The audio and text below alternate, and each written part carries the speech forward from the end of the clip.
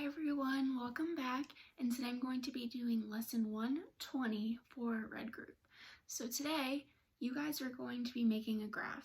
So I have a couple possible graph questions you could have. So the first one is favorite vacation spot.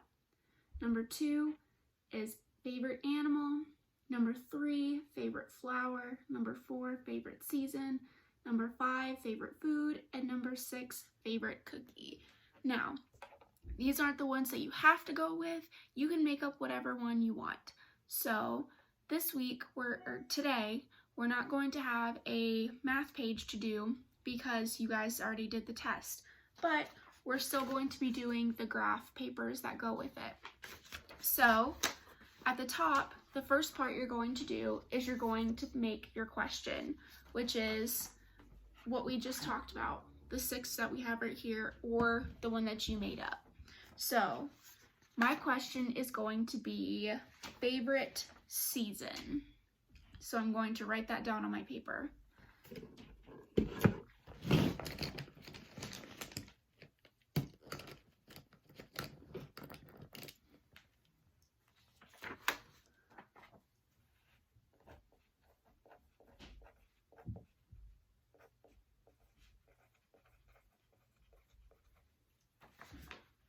Okay, so I wrote favorite season down for question.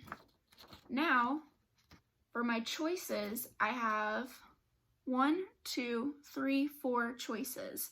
So for my seasons, I'm going to put spring, summer, winter, fall. If you do vacation spots, you can do the beach or the park or something like that. But just remember that you want to make choices that people want to pick. So if you do favorite food, you're not going to pick like liver and anchovies and things like that because people probably won't pick that. If you make all of your choices not good, or if you make all of your choices pretty yucky. Okay, so I'm going to write down my choices right now. So I have my 4 choices, which are spring, summer, winter, and fall. Then the next thing I need to do is I need to make a title for my graph. Every graph has to have a title. So my title is going to be favorite seasons.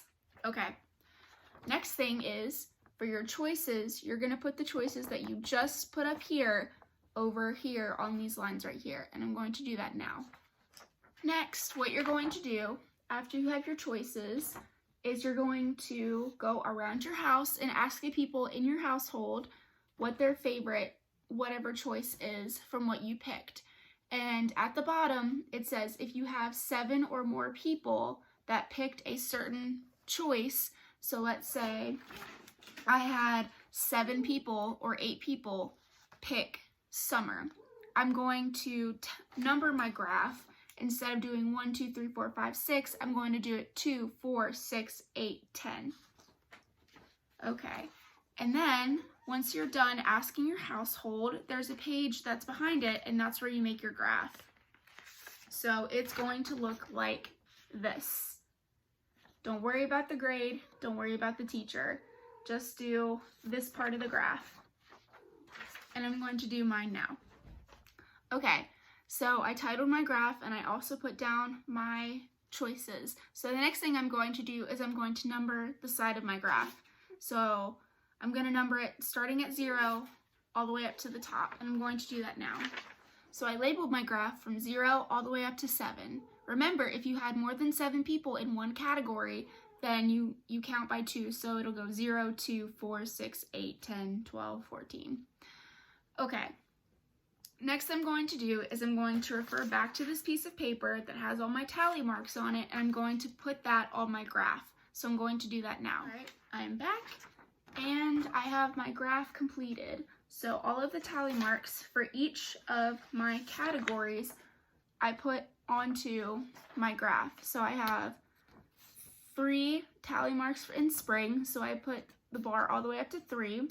I have 1 tally mark in summer, so I put it up to the 1, 3 for spring or for winter, and then I had 5 in fall. So after you complete your graph, you're done for the day, and I will see you tomorrow.